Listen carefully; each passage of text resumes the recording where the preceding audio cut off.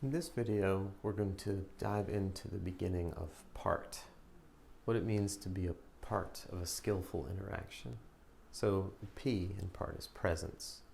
So we all have ideas of what presence might mean to us, and for the sake of what we're going to talk about today, maybe consider thinking of presence as something like an opening toward. Being present is focusing on what's going on around us, and there's a kind of intentional part to that. There's an intentional element to that of opening one's attention towards someone or something or some situation or place. And in the roles of interacting with young people for the sake of helping them develop and learn, this is a really important part of what interactions are like, or how they can be skillful. Meeting children where they are is an essential part of the learning process. I mean, if we meet them where they're not, then we're either underplaying or overplaying where they need to go. And so meeting them where they are seems to involve or require even a certain degree of presence, of being open to or opening toward where a child is, to being willing to pay attention in a certain way to them and how they seem to be.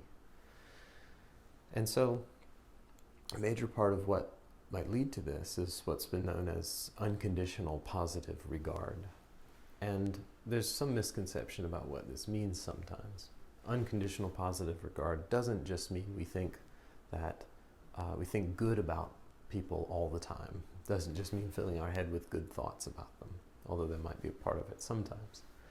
Unconditional positive regard simply means something like, regardless of words or actions that are observed from a person, there can be a kind of suspension of judgment about the person themselves.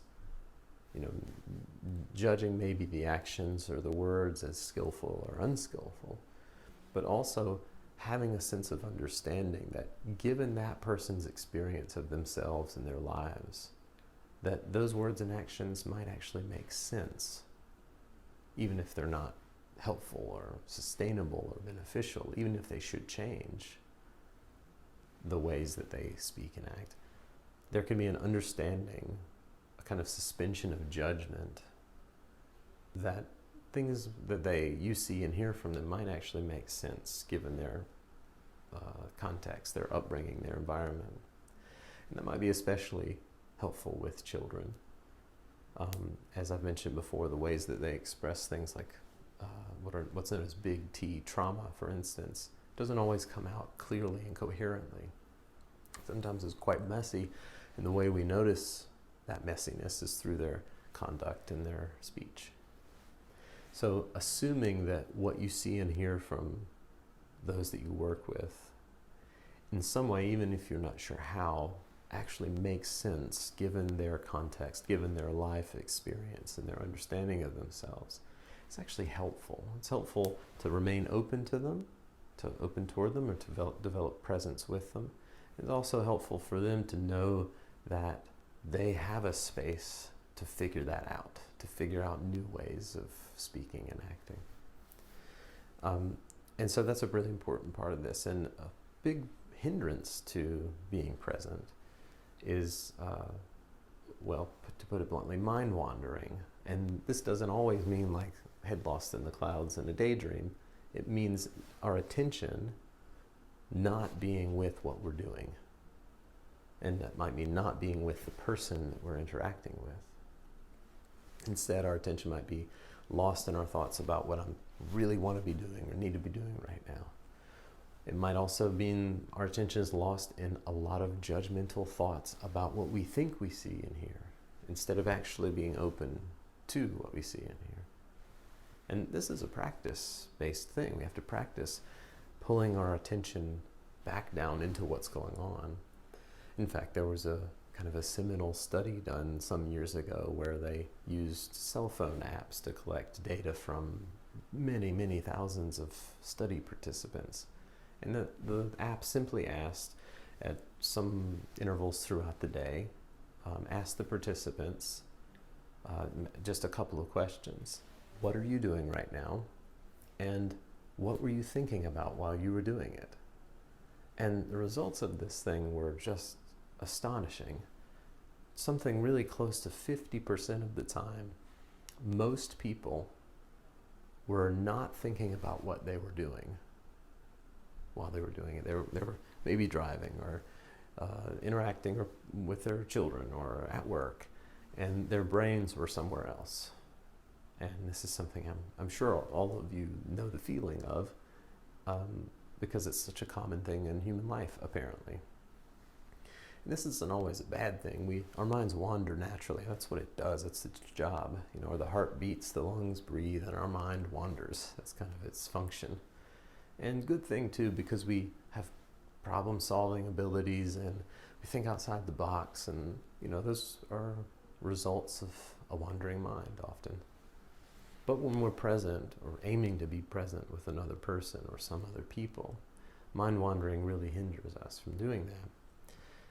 And so what I'd share with you today is a way of targeting that mind wandering tendency and learning to acknowledge when it's happening and learning when to redirect attention back to what you find relevant in that moment.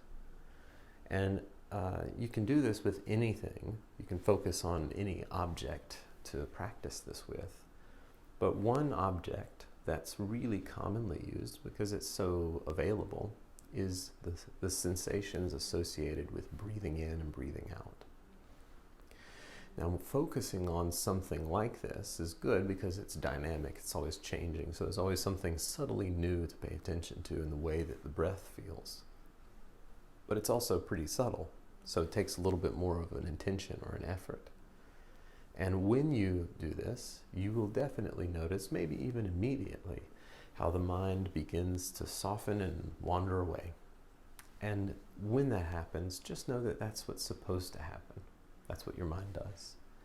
This practice, however, calls us to recognize when that's happening, when our mind is wandering away from the sensations of breathing in and breathing out. Do our best just to relax our bodies, release the distraction, and return to those sensations of breathing in and breathing out. Just noticing them with a kind of open interest. Wonder what the breath feels like. Wonder how I'm not noticing about what it feels like for my body to breathe. You may notice it in your nose or your throat or in your chest or the stomach rising and falling. And anywhere is fine. Just try to stay engaged and intrigued by the feeling of breathing. And each time you notice being distracted, relax your body, release the distraction, the thought, the sound, whatever, and then redirect or return your attention to that sensation that you notice breathing in and breathing out. So let's try this just for a short period of time. Simply noticing the subtle details of what it feels like to breathe in and breathe out anywhere through your body. Well, some people find it really useful to follow the rising and falling of your abdomen, and even thinking the words rising and falling, using those words as kind of like a handrail, to stabilize your attention. And when you notice your mind wandering, relax your body, release the distraction, and return your attention back to that rising and falling, or wherever you notice the breath moving in and out. So let's try that now for just a few minutes. So you can find your body in a posture that's comfortable. It's sometimes helpful to let your spine lengthen or stretch up and let the muscles of the body relax around it. There's no real special way to sit. You can sit or lie down or stand up and do this anywhere. And if you haven't already, go ahead and direct your attention to wherever you notice the feeling of breathing in and breathing out.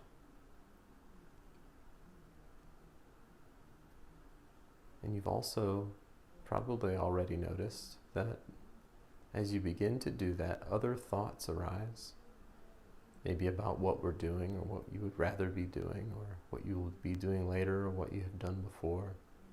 And just for the time being, let those thoughts be in the background as you track and follow the detailed sensations of breathing in and breathing out.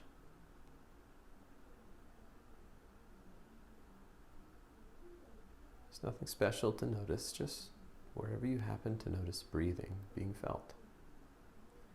And when your attention is pulled away, when the mind wanders, relax your body, release the distraction, and return your attention to that breathing in and breathing out, however that feels and wherever you notice it.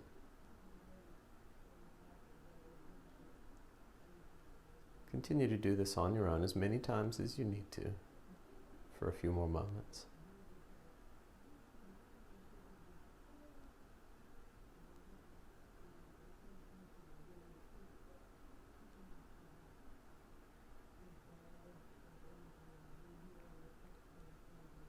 You don't have to think about the breath. You don't have to think if you're doing this right or not. Just try to notice what it feels like for the body to breathe for you. It happens automatically, just follow it. And when you notice your attention pulled away or wrapped up in something else, some thought, some distracting sound, relax, release, and return.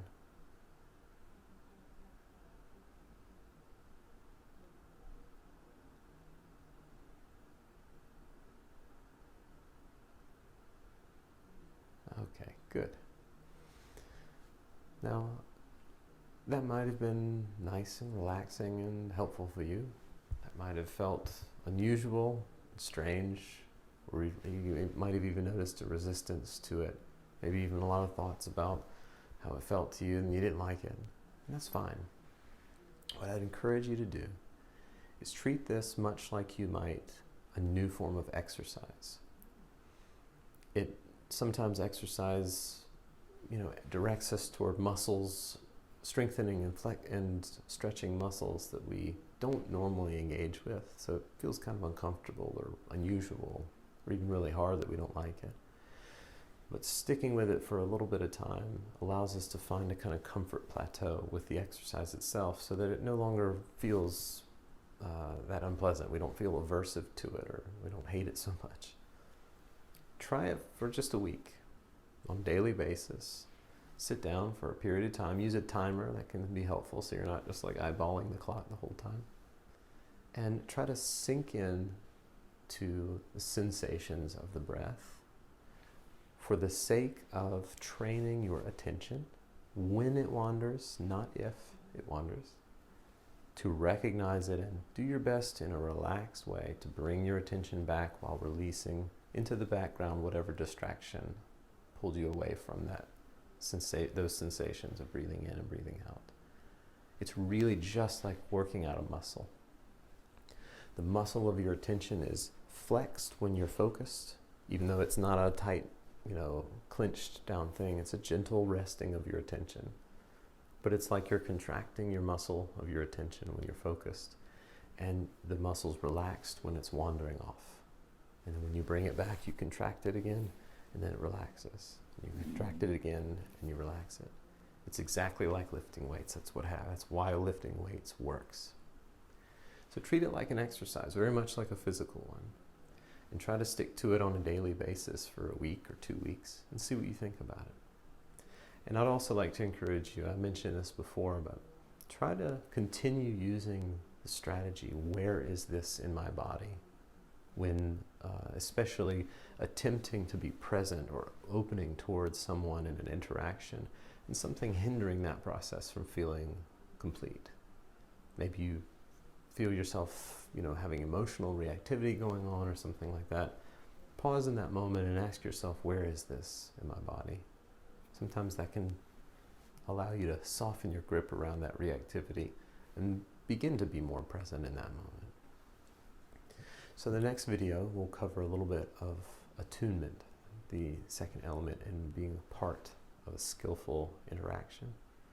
And try developing and maintaining a routine with some of these practices as we go through these things and see what you think about them. See how it feels in your body, but also how your mind feels as you commit to these different forms of attentional exercise.